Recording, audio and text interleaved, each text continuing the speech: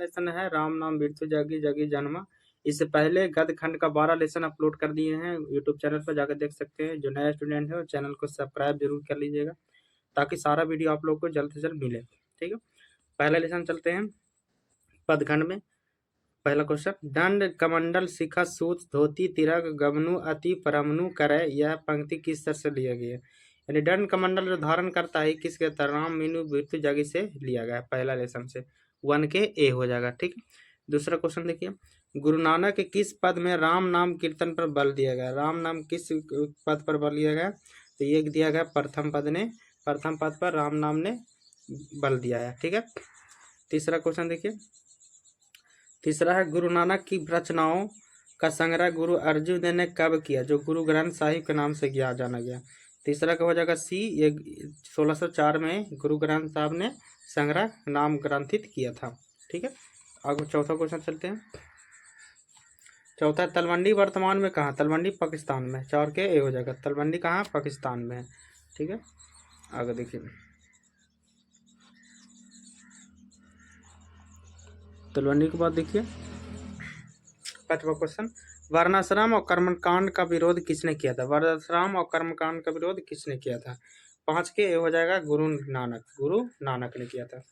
छठा क्वेश्चन, गुरु नानक ने किस भाषा में कविताएं लिखी है? गुरु नानक किस भाषा में तो लिखी थी? ये लिखे पंजाबी और हिंदी में, ए और डी दोनों हो जाएंगे। ठीक है, सतमा देखिए, सतमा क्वेश्चन है, सिख धर्म के 5वें गुरु कौन थे? तो सिख धर्म के 5वें गुरु अर्जुन देव थे। कौन थे? अर्जुन देव सिख धर्म के 5वें गुरु थे। 7वां हो गया। 8वां देखिए, राम नाम के कीर्तन पर किसने जोर दिया था? राम नाम के कीर्तन पर गुरु नानक ने जोर दिया था। ठीक है, याद देखिए 8वां हो गया। 8वां के बाद 9वां क्वेश्चन देखिए, 9वां क्वेश्चन है, नारियों के उचित स्थान के लिए आवाज बुलंद किसने किया? नारियों के उचित स्थान के लिए आवाज बुलंद किया था गुरु नानक। कौन किया था? गुरु नानक ने। 10वां, किसके बिना प्राणी को मुक्ति नहीं मिलती है? तो कर्म कांड के बिना, चारों धाम की यात्रा के बिना, गुरु ज्ञान के बिना। गुरु ज्ञान के बिना उसे मुक्ति नहीं मिलता। 10 क्या हो जाएगा? D answer. 10 क्या हो जाएगा? डी। 10 के बाद 11वां क्वेश्चन देखिए, किसके बिना इस संसार में जन्म लेना बेकार है? तो राम नाम के बिना। किसके बिना? राम नाम के बिना जन्म लेना बेकार है। 12वां नंबर क्वेश्चन देखिए, जपूजी आस्ती बार और सोहिला किसकी रचना है? जपूजी आस्ती बार और सोहिला किसकी रचना है? तो ये रचना है आपको गुरु नानक के। ये भी क्वेश्चन पूछे गए 2024 में। ठीक है, जिसका आंसर पता है वो कमेंट में आंसर दीजिएगा स्टूडेंट। देखिए उसके 12वां के बाद 13वां क्वेश्चन देखिए, क्या कहते हुए नानक ने अपना प्राण त्याग गया? तो वाह गुरु। क्या कहते हुए प्राण त्यागे थे? वाह गुरु कहते हुए अपना प्राण त्याग दिए थे। 13 के बाद 14वां क्वेश्चन चलते हैं। देखिए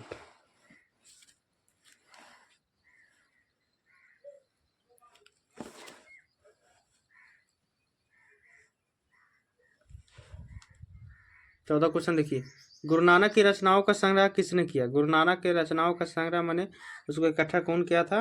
तो 14 के हो जाएगा गुरु अर्जुन देव। गुरु अर्जुन देव ने वो संग्रह किया था। ठीक है, 14 के बाद देखिए 15 क्वेश्चन, गुरु नानक की रचनाओं के संग्रह का क्या नाम है? तो गुरु नानक के रचनाओं का नाना काना साहब। क्या नाम है? नाना काना साहब। ठीक है, ये नहीं सॉरी, गुरु नानक का नाम गुरु ग्रंथ साहब। क्या नाम है? गुरु ग्रंथ साहिब। ठीक है, 16वां क्वेश्चन देखिए, राम नाम बिरतु जागी जन्मा पद में किसकी आलोचना की गई? किसकी आलोचना की गई है? तो ये आपको ब्रह्मंडम्बर की रचना की गई, ब्रह्मंडम्बर की आलोचना की गई है। 17वां क्वेश्चन देखिए, रही रास किसकी रचना है? रही रास किसकी रचना है? तो रही रास आपको रचना है गुरु अर्जुन देव की। गुरु अर्जुन देव की रचना है रही रास, गुरु अर्जुन देव के। हो जाएगा डी। 17 का क्या हो जाएगा? D answer. ठीक है, 17 के बाद 18वां क्वेश्चन देखिए, गुरु नानक के किस भक्ति धारा के कवि थे? गुरु नानक किस भक्ति धारा के कवि थे? तो 18 का आपको हो जाएगा बी, निर्गुण भक्ति धारा के कवि थे। गुरु नानक किस भक्ति धारा कवि थे? निर्गुण भक्ति धारा के कवि थे।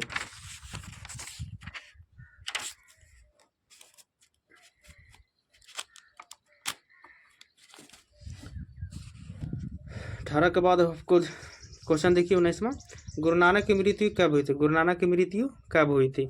आपको ये सब याद करते जाइए। 19 के हो जाएगा सी, 1539 में गुरु नानक की मृत्यु हुई थी। ठीक है, 19 के बाद 20 में, राम नाम बिरतु जागी जन्मा, यह पंक्ति किससे ली गई है? तो पंक्ति लिया गया है आपको ए गुरु नानक से, किससे लिया गया? गुरु नानक से द्वारा लिया गया।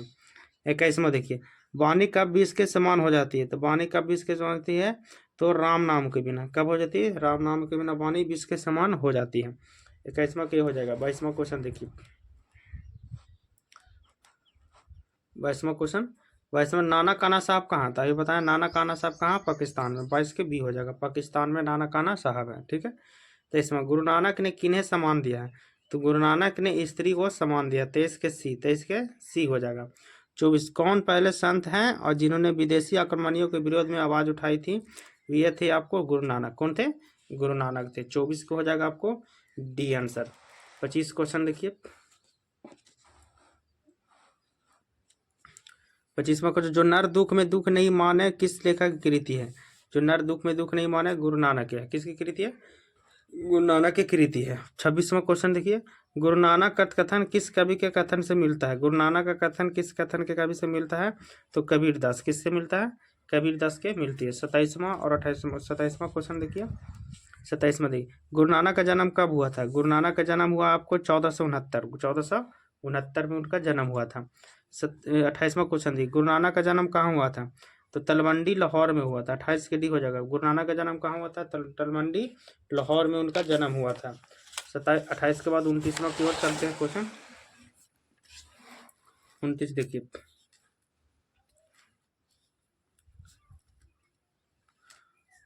29 क्वेश्चन है, गुरु नानक के पिताजी का नाम क्या था? गुरु नानक के पिताजी का नाम क्या थे?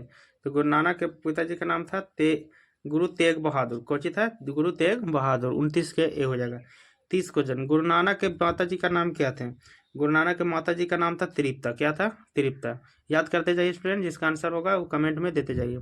31, सुलक्षणी कौन थी? सुलक्षणी कौन थी? सुलक्षणी आपको थी गुरु नानक की पत्नी। कौन थी? गुरु नानक की पत्नी सुलक्षणी थी।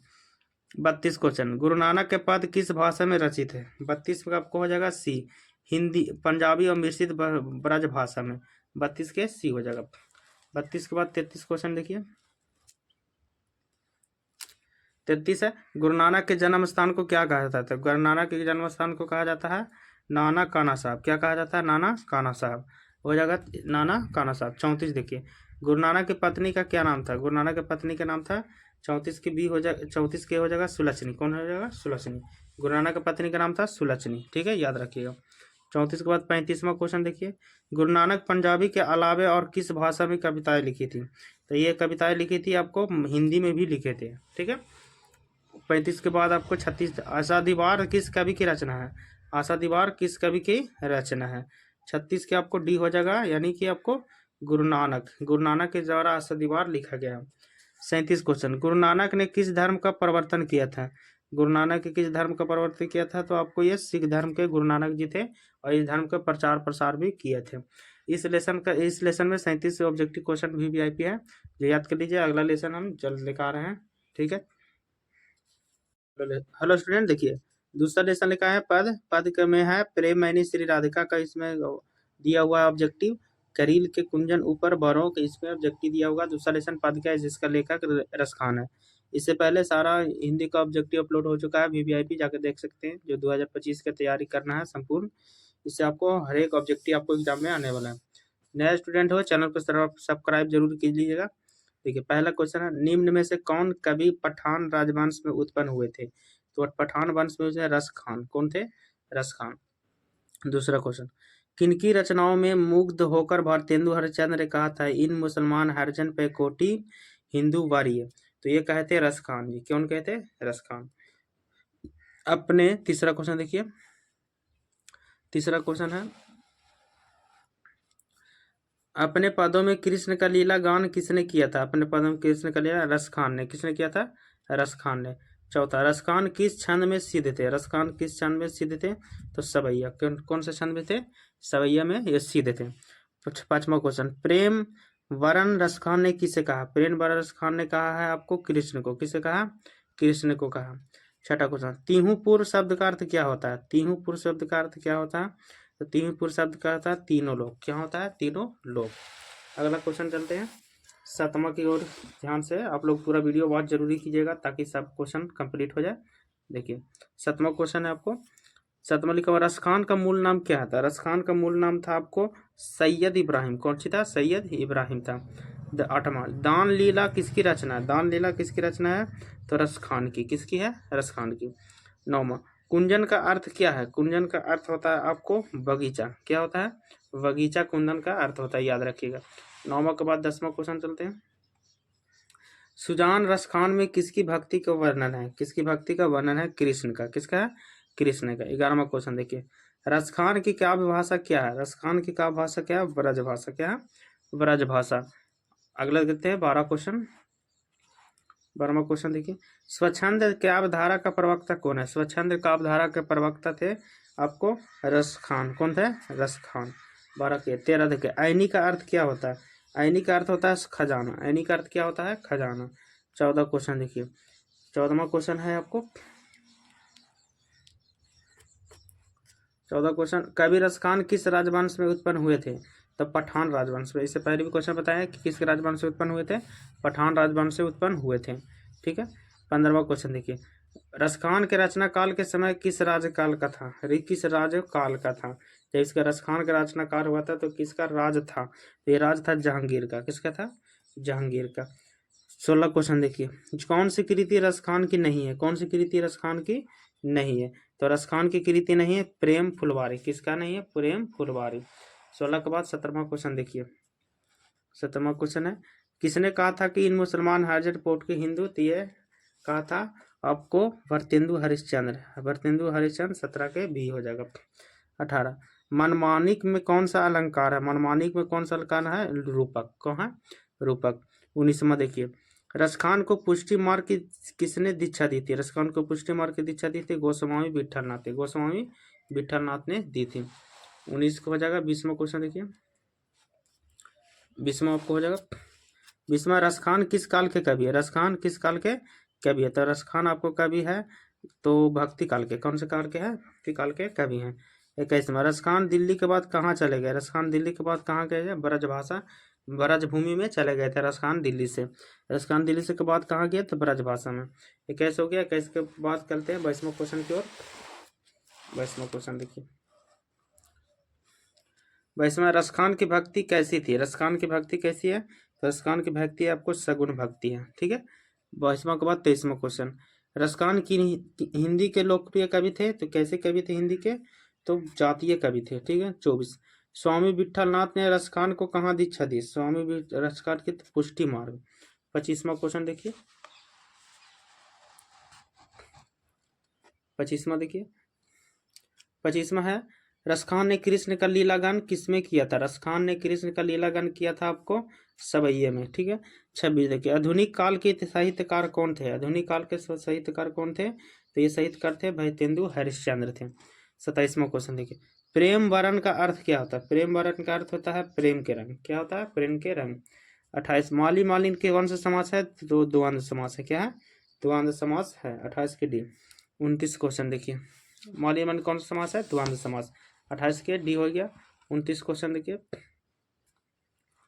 29 है, डॉक्टर विजयेंद्र के अनुसार रसखान की मृत्यु कब हुई थी? डॉक्टर विजयेंद्र के अनुसार की मृत्यु हुआ था आपको और 1680 में। किसका हुआ था? 1680 में। 30 रसखान का जन्म कब हुआ था? रसखान का जन्म हुआ था 1533 में। सारा एग्जाम का क्वेश्चन यहीं से उठाया जाएगा, इसलिए आपको ध्यान लोग पढ़ते जाइए। ठीक है। 33 के बाद 31 देखिए, 31 क्वेश्चन, 252 वैष्णव की वार्ता के आधार पर रसखान का जन्म कहाँ हुआ था? रसखान का जन्म हुआ था आपको दिल्ली में। कहाँ हुआ था? दिल्ली में। 32वां क्वेश्चन देखिए, 32 है, प्रेम ऐनी श्री राधिका में कितने दोहे संकलित है? प्रेम ऐनी श्री राधिका में दोहे थे तो 4 दोहे। कितना दोहे? 4 दोहे। 33 क्वेश्चन, करील के कुंजन ऊपर बारों के अंतर्गत किसने सवैया संकलित है? किसने संकलित है? तो 33 का आपको हो जाएगा ए 1। दान लीला में कितने छंद संकलित है? दान लीला में कितना छंद लिख गया? तो ये आपको दान लीला में संकलित है आपको 11। कितना है? 11। ठीक है। 35वां देखिए, राधा कृष्ण के संवाद को, 35वां क्वेश्चन देख ध्यान देते हैं, 35वां राधा कृष्ण के संवाद को किस पद प्रबंध में संकलित किया गया है? तो 35 का आपको हो जाएगा दान लीला में इसको पद संकलित किया गया है। 36 माली मालिन किसे कहा गया है? तो राधा कृष्ण को माली मालिन कहा गया है। 36 के बाद 37 क्वेश्चन देखिए, 37 है। इस पाठ में चित्तचोर किसे कहा गया, चित्तचोर किसे कहा है, तो 37 का आपको बी हो जाएगा, कृष्ण को चित्तचोर कहा गया। 38 क्वेश्चन देखिए, 38 रसखान किस विषय में सिद्ध थे, किस विषय में सिद्ध थे वो, तो 38 को हो जाएगा आपको ये सवैया छंद में वो सिद्ध थे। ठीक है, 38 के बाद 39वां क्वेश्चन चलते हैं। 39 क्वेश्चन है, सुजान रसखान किसकी रचना है, तो सुजान रसखान की रचना है। 39 के बी हो जाएगा, सुजान रसखान की रचना है। 40वां क्वेश्चन देखिए, 40 है, सवैया एवं छंद के सिद्ध कवि कौन थे, सवैया एवं छंद के सिद्ध कवि कौन थे, तो 40 को हो जाएगा ये रसखान। 41वां क्वेश्चन देखिए, संप्रदाय मुक्त कृष्ण भक्त कवि कौन थे, संप्रदाय मुक्त कवि कौन थे, तो रसखान थे, कौन थे, रसखान।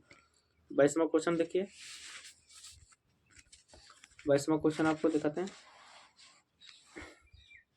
42वां क्वेश्चन, 42वां क्वेश्चन है, रसखान की कृति है, तो रसखान की कृति आपको है प्रेम वाटिका, क्या है, प्रेम वाटिका, प्रेम वाटिका है। ठीक है, 42 के बाद 43वां क्वेश्चन देखिए, 43 है, प्रीतम नंद किशोर जा दिन में तैनैनी लगाए, मन पावन चित्चोर पलट ओट नहीं करी सहकौय। ठीक है, 43 के आपको ये किस कहानी में है, प्रेमैनी श्री राधिका में है। ठीक है, 44 क्वेश्चन देखिए, 44 और लास्ट 45वां क्वेश्चन चल रहा है, कवि रसखान किसके परम भक्त के, रसखान भक्त थे तो कृष्ण के भक्त थे, किसका थे, कृष्ण के। 45वां लास्ट क्वेश्चन, प्रेमैनी श्री राधिका शीर्षक छंद किस ग्रंथ से लिया गया है, तो ये ग्रंथ से लिया गया है आपको रसखान रचनावली से लिया गया है। ठीक है, ये दूसरा पद का खत्म हो चुका है, तीसरा भी आप लोग देख सकते, वीडियो भी अपलोड है। Thank you. पद खंड में अति शुद्ध स्नेह कुमारक पद लेके आए हैं, पद के इसमें लेखक है आपको घनानंद, तीसरा लेसन है घनानंद, तो आप लोग पढ़िएगा, इससे सारा पाठ का ऑब्जेक्टिव क्वेश्चन अपलोड कर दिए हैं, जाकर देख लीजिए। जो नया स्टूडेंट है चैनल को पहले सब्सक्राइब कर लीजिए ताकि सारा वीडियो मिले और 2025 के एग्जाम आपको अच्छा चले। ठीक है, पहला क्वेश्चन देखिए, मथुरा और वृंदावन पर धावा किसने बोला था, मथुरा और वृंदावन पर धावा यानी हमला किसने किया था, तो ये नादिर शाह के सिपाहियों ने हमला किया था। ठीक है, दूसरा, नादिर शाह के सैनिकों द्वारा घनानन कब मारे गए, नादिर शाह के सैनिकों द्वारा मारे गए थे घनानन 1739 में, 1739 में। तीसरा क्वेश्चन देखिए, घनानन किस धारा के कवि थे, घनानन कवि थे रीति मुक्त धारा के कवि थे घनानन। ठीक है, चौथा क्वेश्चन देखिए, चौथा का भी क्वेश्चन है, घनानन किस काल के कवि है, घनानन किस काल के कवि थे, तो रीति मुक्त काल के कवि थे। पांचवा क्वेश्चन, सुजान सागर किसकी कृति है, तो सुजान सागर कृति थे घनानन के ही थे। ठीक है, छठा क्वेश्चन, किसे प्रेम के पीर के कवि कहा गया, तो घनानन को, छठा के सी हो जाएगा। सातवां क्वेश्चन आपको देखिए, सातवां, लाक्षणिक मूर्तिमत्ता और प्रयोग वैचित्र के कवि कौन थे, तो ये वैचित्र के कवि थे घनानन थे, सातवां का हो जाएगा डी। सातवां के बाद देखिए 8वां क्वेश्चन,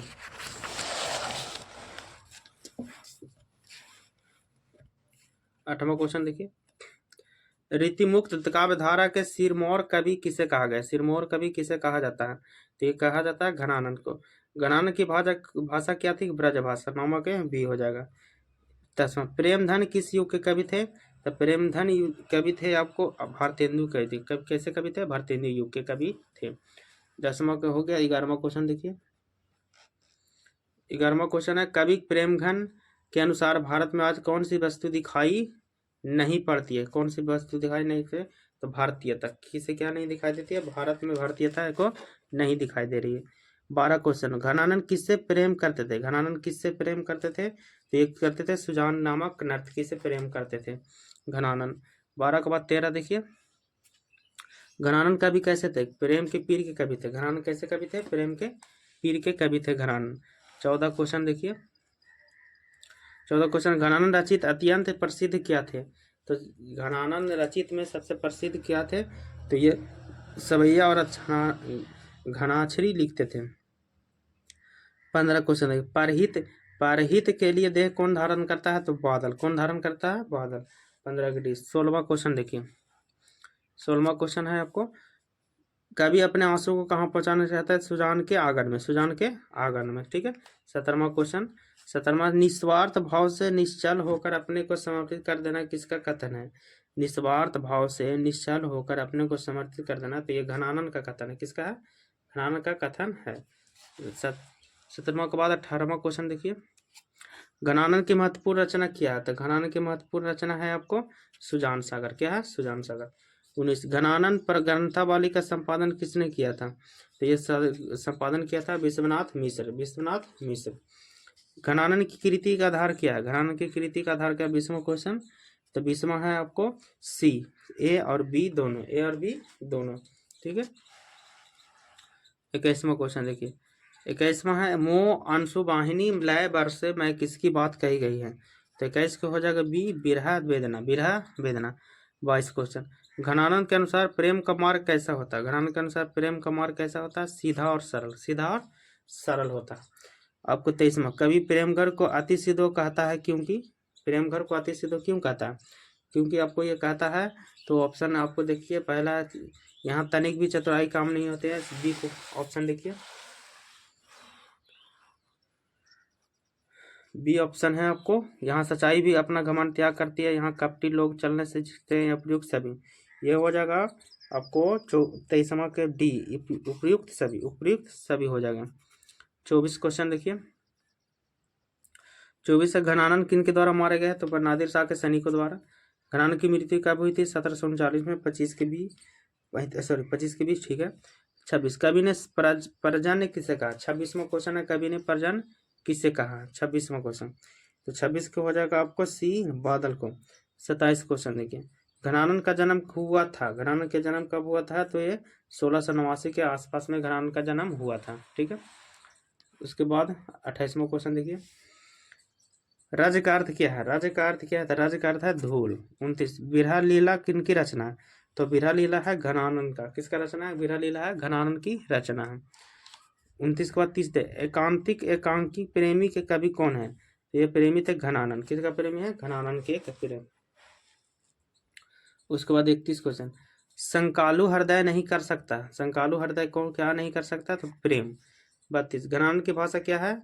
तो घनानंद की भाषा है आपको परिष्कृत, शुद्ध, शुद्ध तीनों। ए नहीं, ए बी होगा, डी, ए बी दोनों। 33 क्वेश्चन, 33 क्वेश्चन देखिए, 33 है आपको अति शुद्ध स्नेह को मारा यहाँ जहाँ क्यों सानम बांक नहीं, यह पंक्ति किस कवि की रह जाएगा? तो एक पंक्ति है घनानंद के। 34 क्वेश्चन देखिए, 34 है घनानंद कवि क्या है? घनानंद कवि हैं। तो घनानंद कवि क्या है? तो ये घनानंद कवि है आपको रीति मुक्त कवि। कैसा है? रीति मुक्त कवि। 34 हो गया। 34 के बाद देखिए 35वां क्वेश्चन, 35 है मोह अंशुवाहिनी लय वर्षे कौन कहते हैं? तो घनानंद। कौन कहते हैं? घनानंद। 35 के बाद 36वां क्वेश्चन देखिए, 36 है घनानंद ने किस मार्ग को अत्यंत सीधा और सरल बताया था? तो ये प्रेम को। किसको मार्ग बताया था? प्रेम को एकदम सीधा बताया था। 27 और 38 देखिए, 37 और 37 मीर मुंशी जानकर किस कवि का वध किया था? मीर मुंशी जानकर ने किस कवि का वध किया था? तो ये कवि का वध किया था घनानंद वधि को कवि किया था। ठीक है। 38 वियोना में सच्चा प्रेमी जो वेदना सहता है, उसके चित्त में जो विभिन्न तरंगे उठती है, उसका चित्रण कौन किया? तो घनानंद ने उसका चित्रण किया। इस क्वेश्चन से बहुत क्वेश्चन आते हैं, पूछे जाते हैं। ये पूछा गया है आपको, ये पूछा गया 21 को, 2023 को पूछा गया 2 क्वेश्चन, ये देखिए। और ये ठीक है। क्वेश्चन वीडियो अच्छा लगे तो सब्सक्राइब जरूर कीजिएगा ध्यान से, ताकि सारे वीडियो आपको मिलता रहे। क्वेश्चन में कोई डाउट है तो प्रश्न जरूरी कीजिएगा कमेंट में। Thank you. क्वेश्चन देखिए, गोदरी भाग 2 में पद का हम चौथा लेसन स्वदेशी लेकर आए हैं। स्वदेशी इससे पहले जितना वीडियो डाले हैं उसको जरूरी देख लीजिएगा। 10th का ऑब्जेक्टिव है। जो नया स्टूडेंट है चैनल को सब्सक्राइब कर लीजिएगा ताकि सारे वीडियो मिले आपको। ठीक है। चलिए क्वेश्चन 1 की ओर। क्या लिखा हो पहले देखिए, अंग्रेजी वाहन बसन बेस विधि और नीति यह पंक्ति की शीर्षक कविता की है? तो चौथा क्या है? ए। तो स्वदेशी क्या है? ये स्वदेशी है। स्वदेशी के लेखक प्रेमघन है। स्वदेशी के लेखक कौन है? प्रेमघन। दूसरा क्वेश्चन देखिए, मनोज भारती देखी कोई सकत नहीं पहचानी यह पंक्ति किस कविता से लिया गया है? तो यह कविता से लिया है, स्वदेशी कविता से लिया गया है। ठीक है। तीसरा स्टूडेंट देखिए, तीसरा क्वेश्चन, बोली सकत हिंदी नहीं, बोली सकत हिंदी नहीं, बोली सकत हिंदी नहीं। तीसरा क्वेश्चन आपको यहाँ, भारतेंदु युग के कवि कौन है? भारतेंदु युग के कवि कौन है? तो भारतेंदु युग के कवि आपको तो प्रेमघन। कौन है? प्रेमघन। भारतेंदु युग के कवि कौन है? प्रेमघन है। चौथा क्वेश्चन देखिए, बोली सकत हिंदी नहीं अब मिली हिंदू लोग अंग्रेजी भाखन करत अंग्रेजी उपभोग किस शीर्षक कविता के दोषी है? तो ये रचना है स्वदेशी के, किसका है? स्वदेशी के रचना है। ठीक है स्टूडेंट, आगे देखिए 5वां, बद्री नारायण चौधरी प्रेमघन किस प्रकार के गद्य लिखते थे? किस प्रकार के गद्य लिखते थे? तो ये लिखते थे आपको कलात्मक एवं अलंकृत, कलात्मक एवं अलंकृत। ठीक है 5वां के बाद 6ठा क्वेश्चन देखिए, 6ठा हो गया, 7वां की ओर चलते।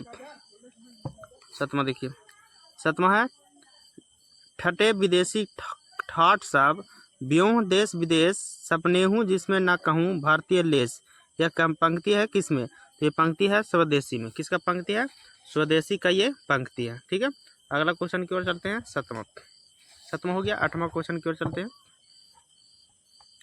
8वां है प्रेमघन किस युग के साहित्यकार थे? तो प्रेमघन आपको थे भारतेंदु युग के। किस युग के थे? भारतेंदु युग के। 9वां देखिए, जीर्ण जनपद किसकी कृति है? जीर्ण जनपद किसकी कृति है? तो ये प्रेमघन का है। किसका है? प्रेमघन का ये कृति है। ठीक है आगे देखिए क्वेश्चन 10वां क्वेश्चन देखिए। 10वां आपको दिया हुआ, स्वदेशी शीर्षक पाठ्य पुस्तक में संकलित कविता किस छंद में है? किस छंद में है तो आपको तो ये दिया गया दोहा में। किस में दिया है?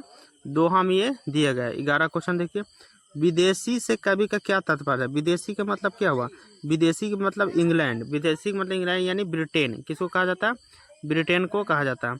12 क्वेश्चन देखिए, स्वदेशी शीर्षक पाठ में दोहों का संकलन किस पुस्तक से लिया गया? तो ये स्वदेशी पाठ में जो दोहा का लिया गया, दोहा लिया गया प्रेमधन सर्वस्त्र के, प्रेमधन सर्वस्त्र के। 13 क्वेश्चन देखिए, 13 है प्रेमघन ने किस समाज की रचना की थी? प्रेमघन ने किस समाज की रचना की थी? तो 13 क्या होगा? सी तो होगा रसिक समाज की। किसका होगा? रसिक समाज की। 14 नंबर क्वेश्चन देखिए, प्रेमघन का जन्म हुआ था। प्रेमघन का जन्म मतलब कब हुआ था? ये ऑप्शन में देखिए क्या 14वां क्वेश्चन देखिए, तो प्रेमघन का जन्म कहाँ हुआ था? प्रेमघन का जन्म कहाँ हुआ था? तो ये प्रेमघन का जन्म हुआ था आपको मिर्जापुर में। कहाँ हुआ था?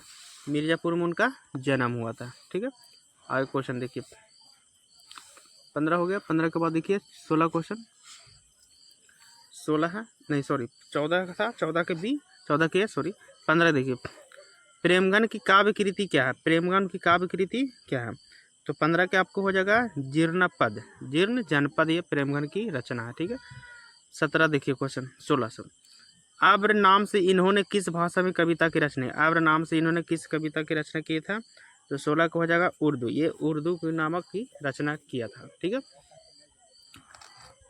17 के बाद 17 क्वेश्चन देखिए। 17 क्वेश्चन है कवि के अनुसार भारतीयों को क्या अच्छा लगने लगा है? तो कवि के अनुसार भारतीयों को लगना था विदेशी रहन सहन, विदेशी इनमें से सभी। क्या? इनमें से सभी हो जाएगा। ठीक है आपको 18 क्वेश्चन देखिए, कवि समाज की किस वर्ग की आलोचना करता है? तो कवि समाज के तो सुविधा भोगी समाज की आलोचना करता है। ठीक है 19वां क्वेश्चन, प्रेमघन का जन्म कब हुआ था? प्रेमघन का जन्म हुआ था 1855 में। प्रेमघन का जन्म हुआ 1855 में। 20 क्वेश्चन देखिए, जिसको आंसर पता होगा कमेंट में दीजिएगा स्टूडेंट। देखिए 20वां, प्रेमघन की मृत्यु कब हुई थी? प्रेमघन की मृत्यु हुई थी 1922 में। 1922 में प्रेमघन की मृत्यु हुई थी। ठीक है 22 के बाद देखिए 23 क्वेश्चन देखिए, 20वां हो गया। 21वां क्वेश्चन देखिए, 21 स्वदेशी के लेखक कौन है? स्वदेशी के लेखक है प्रेमघन। 22वां क्वेश्चन देखिए, प्रेमघन ने साप्ताहिक किस पत्रिका का संपादन किया? साप्ताहिक किस पत्रिका का संपादन किया था? तो नागरी नीरद। किसका? नागरी नीरद साप्ताहिक किया था। अगला क्वेश्चन देखिए 23, प्रेमघन की प्रसिद्ध नाट्यकृति कौन सी है? तो प्रसिद्ध नाट्यकृति है 23 का आपको ये हो जाएगा प्रयाग रामागमन, प्रयाग रामागमन है। ठीक है 24वां क्वेश्चन देखिए, 24वां क्वेश्चन देखिए, 24 दिया प्रेमघन ने इनमें से किस मासिक पत्रिका का संपादन किया था? तो किस पत्रिका का प्रेमघन ने संपादित किया था? आनंद कामनी, आनंद कामनी ने किया था। ठीक है 25वां क्वेश्चन देखिए, प्रेमघन ने मुख्य रूप से किस भाषा में काव्य रचना की था? प्रेमघन ने मुख्य रूप से ब्रज भाषा में रचना किया था। 26 देखिए, प्राचीन भारत में चारों वर्णों में चाह थी। प्राचीन भारत में चारों वर्णों में चाह था तो दास वृत्ति। क्या चीज था? दास वृत्ति थी। 27 देखिए, प्रेमघन साहित्य सम्मेलन के किस अधिवेशन के सभापति थे? प्रेमघन साहित्य सम्मेलन के किस अधिवेशन के सभापति थे? तो 27 के एक कलकत्ता के अधिवेशन थे सभापति। 27 के बाद देखिए 28, प्रेमघन के काव्य में प्राप्त होता है। प्रेमगन के काव्य में क्या प्राप्त होता है? भक्ति भावना, समाज दशा, देश प्रेम, इनमें सभी। क्या होता है प्राप्त? इनमें सभी। 29 देखिए, रीत का अर्थ क्या है? रीत का अर्थ आपको है, रीत का अर्थ है पद्धति। क्या होता है? पद्धति। रीत का अर्थ क्या होता है? पद्धति। 30वां क्वेश्चन देखिए, भारतीय का सर्वथा लोप हो गया है, इस बात पर किसे दुख? भारतीयों का भारतीय लोप हो गया, इसे किस बात का दुख है? तो किसे है? तो ये प्रेमगन का दुख है। ठीक है, 30 हो गया। 31 क्वेश्चन की ओर चलते हैं। 31वां क्वेश्चन देखिए, 31 क्वेश्चन आपको, भारत की अर्थव्यवस्था जर्जर हो गई, मतलब बहुत खराब हो गई है, कैसे? तो ये हो गया है आपको अंग्रेजी नीति के कारण। किसका हो गया? अंग्रेजी नीति कारण बहुत खराब हो गई है। ठीक है, आपको देखिए 32 क्वेश्चन, भारतीयों ने के प्रति कोई आस्था नहीं रहेगी, भारतीय अपनी संस्कृति अपना वर्ष अपनी संस्कृति के प्रति कोई वास्ता नहीं रहेगी, यानी 32 के ए हो जाएगा, 32 के ए हो जाएगा। 33 देखिए, 33 क्वेश्चन, सबे विदेशी नर गति रति रीत लखात, माने सभी विदेशी, तो क्या हो गया? सभी विदेशी आपको वस्तु नर गति रति राखत है, तो ये 33 के ए हो जाएगा, वस्तु। 34 देखिए, 34 क्वेश्चन आपको, भारतीय किस तरह से अंग्रेजी के दास हो गए हैं? मन से, तन से, धन से, ये भी दोनों, तन से मन से, यानी डी वाला हो जाएगा, ए भी दोनों। अगला क्वेश्चन की ओर चलते हैं। 35वां, बद्री नारायण चौधरी प्रेमगन की रचनाएं किस नाम से संग्रहित है? तो बद्री नाम के चौधरी, तो ये प्रेमगन सर्वस्त्र के नाम से प्रसिद्ध है। ठीक है, अगला क्वेश्चन देखिए, 36, दास वृत्ति की चाह चहूँ चारहूँ वरन पढ़ाली, ये किसकी है? मतलब किसके माने क्या होता है? तो 36 का आपको सी दी सी क्या होगा? दास वृत्ति की चाह चहूँ दीसी चारहूँ वरन बढ़ाली। ठीक है, 37 क्वेश्चन देखिए, 37 आपको है, कवि ने समाज के किस वर्ग की आलोचना की है? तो कवि ने समाज के जो सुविधा भोगी है ना, सुविधा भोगी, उस समाज की आलोचना की है। ठीक है, 38 क्वेश्चन देखिए, 38, स्वदेशी शीर्षक पाठ के रचनाकार थे? तो प्रेमगन। कौन थे? स्वदेशी प्रेमगन। आपको एग्जाम में सारा क्वेश्चन यही समावेगा, इसलिए पूरा वीडियो और पूरा ऑब्जेक्टिव याद कर लीजिए देख के। ठीक है, 41 क्वेश्चन, स्वदेशी पाठ के अनुसार अब हिंदू लोग मिलने पर आपस में किस भाषा में बात नहीं करते हैं? तो ये किस भाषा में बात नहीं कर रहे हैं? हिंदी भाषा में, क्योंकि ये अंग्रेजी बात अब कर रहे हैं मिलने के बाद। ठीक है, अगला क्वेश्चन देखिए, अगला क्वेश्चन 42, प्रयाग रामागणम शीर्षक नाटक किसकी रचना है? तो यह था प्रेमगन के। किसका है? प्रेमगन। प्रेमगन, हाँ, बद्री नारायण चौधरी यानी प्रेमगन। ठीक है, 43 देखिए, भारत सौभाग्य किसकी प्रसिद्ध नाटक है? भारत सौभाग्य किसकी प्रसिद्ध नाटक है? तो प्रेमगन का। किसका है? प्रेमगन का है। ठीक है, 44, कवि प्रेमगन के अनुसार कौन सी विद्या पढ़कर लोगों की बुद्धि विदेशी हो गई? तो ये विदेशी विद्या, क्या पढ़ के हो गया? विदेशी विद्या पढ़कर सबके बुद्धि क्या हो गया? विदेशी। ये प्रेमगन जी कहते हैं। ठीक है, इसमें आपको प्रेमगन का लेसन में, यानी चौथा लेसन में 44 क्वेश्चन है, जो आप लोग पूरा बढ़िया से याद कर लीजिएगा, ताकि एक ऑब्जेक्टिव एगो छूटे नहीं, 50 में 50 सही हो। ठीक है, इस चैनल पर जरूरी देखिए सारे वीडियो, ताकि एग्जाम में पूरे आवेंगे। Thank you. हेलो स्टूडेंट, देखिए पद का गोदली भक्तों का 5वां लेसन भारत माता लेकर आए हैं, जिससे काफ़ी क्वेश्चन पूछे जाते हैं। भारत माता के लेखक आपको पता होना चाहिए, भारत सुमित्रा नंदन पंत। भारत माता के लेखक है सुमित्रा नंदन पंत है। ठीक है, पहले यानी ग्राम्य किसकी रचना? सुमित्रा नंदन पंत के। इस 2024 का क्वेश्चन पूछा गया, 2024 में ये पूछा गया। पूरा वीडियो वॉच कीजिएगा ताकि एक ऑब्जेक्टिव छूटे नहीं, और जिसको आंसर पता हो कमेंट में दीजिएगा। जो नया स्टूडेंट है प्लीज़ चैनल को सब्सक्राइब कर लीजिएगा, कहा कि 10th की तैयारी करवा रहे हैं तो इतना तो कर सकते हैं। दूसरा देखिए, सुमित्रा नंदन पंत ने मिट्टी की प्रतिमा उदासीनी किसे को बोला है? तो मिट्टी की प्रतिमा बोला है भारत माता को। भारत माता को उदासीनी माना है। दूसरा हो गया। तीसरा देखिए, युगपथ किस कवि की रचना है? युगपथ किस कवि की रचना है? तो सुमित्रा नंदन पंत की रचना है। चौथा देखिए, 30 कोटि संतान नग्न तन, माने 30 करोड़ संतान क्या है? नग्न है। भारत में क्या है? नग्न है। यह पंक्ति किसने लिखी है? तो भारत माता। किसने लिखी है? भारत माता। 4 का हो जाएगा ए।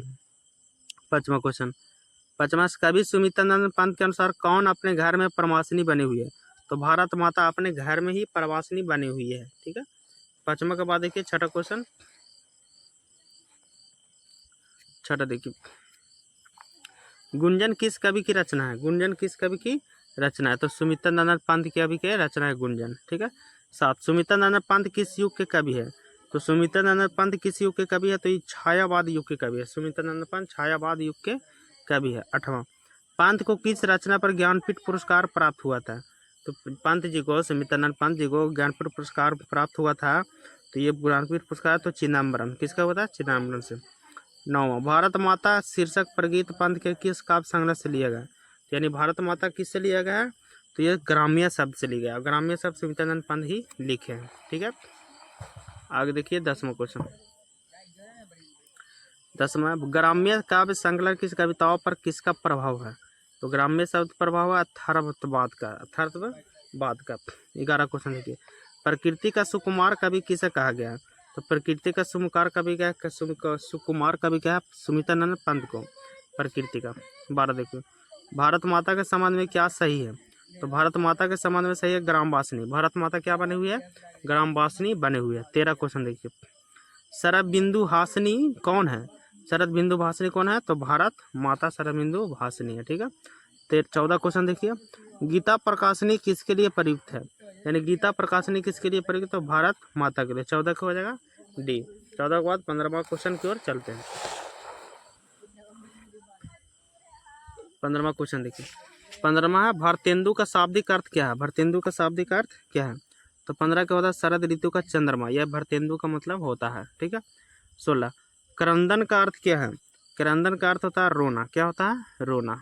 आगे देखिए अगला क्वेश्चन, तप संयम कौन सा समास है? तो तप संयम आपको पता होना चाहिए। तो तप संयम आपको कर्मधारय समास हो जाएगा। कौन हो जाएगा? तो नहीं, इसका कर्मधारय नहीं, द्वंद्व होना चाहिए, उल्टा शब्द होना है। तो तप संयम आपको द्वंद्व समास में आवेगा। ठीक है।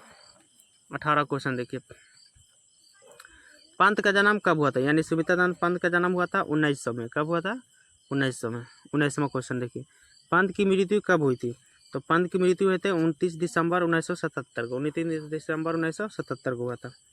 20 के देखिए, पंत का जन्म कहाँ हुआ था? पंत का जन्म हुआ था आपको कौसानी अल्मोड़ा में। कौसानी अल्मोड़ा में हुआ था। 21वां क्वेश्चन देखिए, पंत ने एक महाकाव्य लिखा। पंत ने महाकाव्य लिखा तो लोकायतन। क्या लिखा? लोकायतन लिखा। 22वां क्वेश्चन देखिए, 22वां क्वेश्चन है, पंत के पिताजी का क्या नाम है? तो पंत के पिताजी का नाम है आपको गंगादत्त। क्या थे? गंगादत्त सुमित्रानंद पंत के पिताजी का नाम थे। 23वां क्वेश्चन देखिए, पंत के माता जी का क्या नाम थे? पंत जी के माता जी का क्या नाम थे? तो पंत जी के माता जी का नाम थे आपको सरस्वती देवी। क्या थे? सरस्वती देवी। 24 देखिए, पंत ने 1916 में किस शीर्षक से कविता लिखी थी? 24 को हो जाएगा गिरजे घर का घंटा। गिरजे घर का घंटा ये पंत जी ने लिखा था 1916 में। 17वां क्वेश्चन देखिए, नहीं सॉरी 25वां क्वेश्चन देखिए, गंगा यमुना को कवि ने किसके मानक के रूप में प्रस्तुत किया है?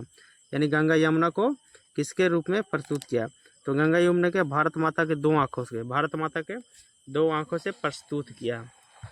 25 के बाद 26वां क्वेश्चन देखिए, 26वां क्वेश्चन, तरुतल निवासिनी के माध्यम से कवि के भारत के निवासियों का कैसा चित्रित किया है? तो भारत के चित्र किया है दीनता का। दीनता माने खराब दिन, माने गरीबी का। ठीक है। 27वां क्वेश्चन देखिए, भारत माँ के श्रेष्ठ मुख की तुलना कवि ने किससे की है? तो भारत माँ के श्रेष्ठ किया है तो छाया युक्त चंद्र जैसा। भारत माँ के जो श्रेष्ठ मुख की तुलना किया है छाया जैसा, चंद्र की जैसा। ठीक है। 28वां देखिए, भारत माता कविता में भारत का कैसा चित्र प्रस्तुत किया है? तो भारत माँ कविता में भारत का चित्र प्रस्तुत किया है आपको यथातथ। क्या क्या है? यथातथ प्रस्तुत किया है। उसके बाद देखिए 28वां क्वेश्चन, अच्छा 28 हो गया। 29 देखिए, जातीय अस्मिता की दृष्टि से इतिहास का प्रभाव कैसा है? माने जातीय अस्मिता की दृष्टि से इतिहास का प्रभाव कैसा है? तो इतिहास का प्रभाव है आपको अविच्छिन्न। क्या है? अविच्छिन्न है। 29 के बाद 30 देखिए, कवि के अनुसार भारत माता की आंखें क्या है? भारत माता की आंखें क्या है? तो गंगा यमुना भारत माता की आंखें जो बह रही है यानी रो रही है। ठीक है। ऐसा कविता में कहा गया। फिर 31वां क्वेश्चन चलिए, 30 के बाद 31वां क्वेश्चन है, 31वां दिया हुआ, युगबानी किसकी काव्य कृति है? युगबानी किसकी काव्य कृति है? तो युगबानी काव्य कृति है आपको सुमित्रानंद पंत के। भारत माता सारे जग की है तो भारत माता देवी, बहन, माँ, विद, इनमें से सभी, तो ये इन नहीं, माँ क्या हो जाएगा, माँ। भारत माता सारे जाके क्या है, माँ है। ठीक है। 33, सुमित्रानंद पंत को मानव सौंदर्य ने किस ओर आकृष्ट किया है? तो मानव सौंदर्य ने आकृष्ट किया है आपको समाजवाद की ओर। किसको क्या, समाजवाद की ओर आकृष्ट किया है। 33 के बाद 34 क्वेश्चन देखिए। 34वां क्वेश्चन देखिए, गीता उपदेश देता है। गीता उपदेश देता है, क्या उपदेश देता है? तो गीता कर्म का उपदेश देता है, यानी काम अच्छे कीजिए। ठीक है। 35, भारत माता की आंखें झुकी हुई है। कैसे झुकी हुई है? ईर्ष्या से, घृणा से, चिंता से या अंधकार से? जिसको कमेंट में आंसर है वो कमेंट में दीजिए। तो चिंता से। कैसे झुकी हुई है? चिंता से झुकी हुई है। 36 देखिए, ग्राम वासनी कौन सा समास है? ग्राम वासनी कौन सा समास है? तो ग्राम वासनी आपको बहुव्रीहि समास है, बहुव्रीहि समास है। 37, गंगा यमुना कौन सा समास है? तो ये आपको द्वंद्व समास में आवेगा, गंगा यमुना, याद रखिएगा स्टूडेंट। 38, दैन जड़ित अपलक चितवन। जैन जड़ित अपलक चितवन को ये है आपको, तो नत क्या होगा, जैन जड़ित अब तक नत चितवन। ठीक है, ये कहलाएगा, आपको सेंटेंस पूरा भराएगा। 38 हो गया। 38 के बाद 39वां क्वेश्चन देखिए। 39वां क्वेश्चन, 39 है आपको, तो कवि सुमित्रानंद पंत के अनुसार भारत माता की कितनी संतानें दरिद्रता और अभाव से ग्रसित है? मैंने कितने करोड़ संतान बहुत दरिद्रता और बड़े गरीब के? तो 30 करोड़। कितना है? 30 करोड़ संतान। 40वां क्वेश्चन, भारत माता कहाँ निवास करती है? तो गांव में। कहाँ निवास करती है? गांव में हो गया। ठीक है। अगला देखिए 41 क्वेश्चन, सुमित्रानंद पंत के अनुसार भारत माता किसकी मूर्ति है? तो भारत उदास माटी की तरह मूर्ति बना हुआ भारत माता। ठीक है। आगे 42वां लास्ट क्वेश्चन है इस लेसन का, सफल आज उसका तप संयम है, पीला अहिंसा सतत सुधोबन, प्रस्तुत पंक्ति किस कविता से लिया है? तो भारत माता। ये सेंटेंस किससे लिया है? भारत माता। ठीक है। 5वां लेसन का ये 42 क्वेश्चन है जो आपको बहुत वीवीआईपी पढ़ रहा है, जरूरी इसको याद कर। हेलो स्टूडेंट, देखिए पद का कोदली भाग 2 का 6ठा लेसन लिखा है, जनतंत्र का जन्म। इसके पहले सारे वीडियो अपलोड कर चुके हैं, जरूरी ऑब्जेक्टिव जाके देखिएगा। ये वीवीआईपी ऑब्जेक्टिव बता रहे हैं, जो सारा एग्जाम जो 10th का हुआ अभी तक सारे पूछे गए क्वेश्चन है। जो नए स्टूडेंट है चैनल को सब्सक्राइब जरूर कीजिएगा, बेल आइकन दबा दीजिएगा ताकि सारा वीडियो मिले। पहला क्वेश्चन से चलते हैं, जनतंत्र का जन्म। जनतंत्र का जन्म को लेसन है और उसका पहला क्वेश्चन है आपको, निम्न में कौन राष्ट्र कवि है? तो जनतंत्र का जन्म रामधारी सिंह दिनकर थे। कौन थे? रामधारी सिंह दिनकर। पहला को हो जाएगा आपको डी। जनतंत्र का जन्म लेखक कौन है? रामधारी सिंह दिनकर। ये आप लोग याद रखिएगा। पहला का बाद हो गया। दूसरा क्वेश्चन देखते हैं। दूसरा क्वेश्चन देखिए, निम्न में से कौन सी कविता भारत में जनतंत्र के उदय का जय घोष है? माने इसका मेन कारण है जो कविता भारत में जनतंत्र का ध्यान देता है। तो दूसरा का आपको हो जाएगा जनतंत्र का जन्म। ठीक है। दूसरा का बाद तीसरा क्वेश्चन देखिए। तीसरा है, निम्न में से रामधारी सिंह दिनकर की रचना कौन सी है? तो चिदम्बरम। कौन है? चिदम्बरम इनका रचना है। चौथा देखिए, उर्वशी किसकी रीति है? उर्वशी आपको निराल दिनकर के रामधारी सिंह दिनकर के उर्वशी रचना है, रामधारी सिंह दिनकर। चौथा के बाद 5वां क्वेश्चन की ओर चढ़ते हैं। 5वां क्वेश्चन देखिए,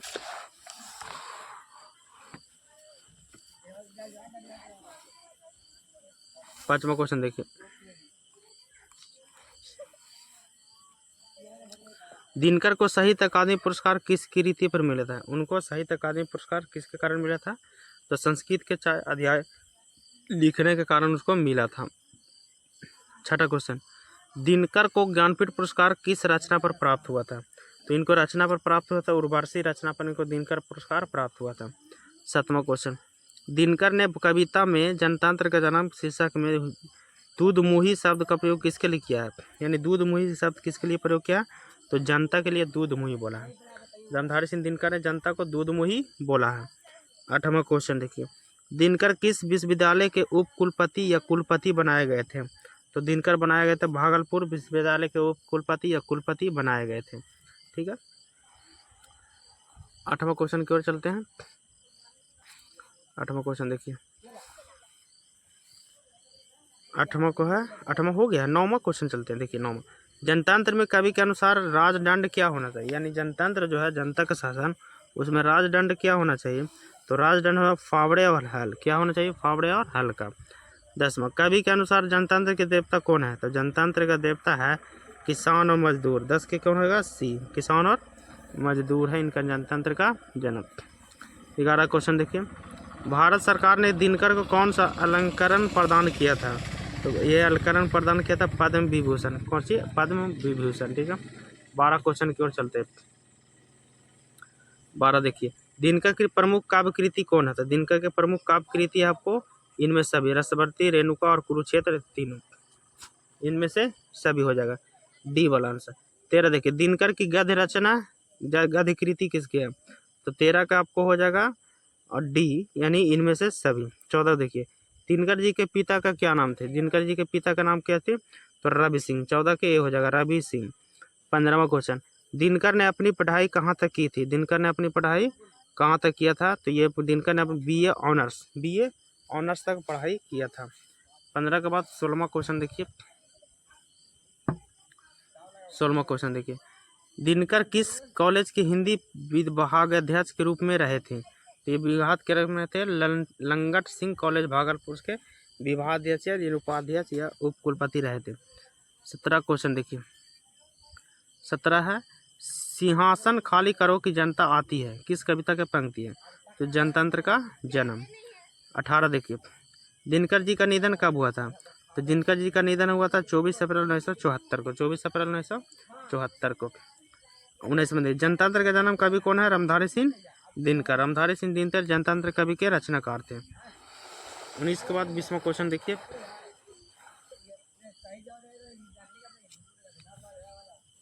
20वां क्वेश्चन देखिए, दिनकर जी का जन्म कब हुआ था? दिनकर जी का जन्म कब हुआ था? तो ये दिनकर जी का जन्म 23 सितंबर 1908 को दिनकर जी का जन्म हुआ था। 21वां क्वेश्चन, दिनकर का जन्म कहाँ हुआ था? दिनकर का जन्म कहाँ हुआ था? सिमरिया बेगूसराय में। सिमरिया बेगूसराय में। 22वां क्वेश्चन देखिए, इनकी प्रारंभिक शिक्षा कहाँ से हुई थी? यानी रामधारी सिंह दिनकर का प्रारंभिक शिक्षा हुई थी तो गांव में। कहाँ से शुरू हुई थी? गांव में। 23वां क्वेश्चन देखिए, दिनकर की किस रचना में कर्ण को नायक बनाया गया था? कर्ण को नायक बनाया गया। तो रसमीर्थी की रचना में कर्ण को नायक बनाया गया था। 24वां क्वेश्चन देखिए। 24वां क्वेश्चन 24 है, मिट्टी की ओर कृति। मिट्टी की ओर कृति किसकी रचना? तो गद है। ये कैसा है? गद। 25वां, मिट्टी के अबोध मूर्ति कौन है? तो मिट्टी के अबोध मूर्त है जनता लोग। क्या है? कौन है? जनता लोग। 26वां क्वेश्चन देखिए, दिनकर जी के माता का नाम क्या थे? तो दिनकर जी के माता का नाम थे आपको 26 को हो जाएगा मनरूप देवी। दिनकर जी के माता का नाम क्या थे? मनरूप देवी। 27 क्वेश्चन देखिए, कवि के अनुसार देवता कहाँ मिलेंगे? कवि के अनुसार देवता खेतों में मिलेंगे। कहाँ मिलेंगे? खेतों में। 28वां क्वेश्चन देखिए। 28वां क्वेश्चन है, जो भगवान को मंदिरों में खोजते हैं उन्हें कवि ने किसे संबोधित किया है? जो भगवान में मंदिरों में खोजते हैं उसको मूर्ख बोला। क्या बोला है? मूर्ख बोला है। 29, कवि दिनकर किसके लिए सिंहासन खाली करने की बात करते हैं? तो सिंहासन खाली करने की बात करते हैं जनता के लिए। 30वां, कवि दिनकर के अनुसार कौन सोने का ताज पहनकर इठला रही है? तो इठला रही है तो आपको देश की मिट्टी। देश की मिट्टी सोने का ताज पहनकर इठला रही है। देश की मिट्टी।